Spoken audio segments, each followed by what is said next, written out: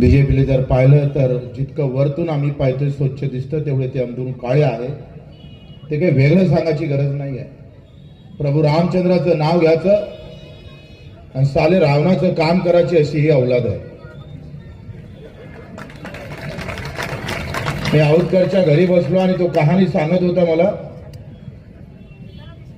30 वर्ष त्यांच्या भावानं सेवा केली बीजेपी मध्ये. मग आंदोलन असतं, अयोध्याचं आंदोलन असतं, जे जे काय असणार त्या सगळ्या आंदोलनात त्याचं कुटुंब हजर होतं. 2 वेळा तिकीट कापली बीजेपीनं. आणि मग तिकीट कोणाला दिली तर म्हणजे महापेक्षा तू जास्त श्रीमंत आहे दिले तिकीट दिली, पैसे वालों को तिकीट दे दिया. वाह, अबे साले हो नामर्दाची औलाद.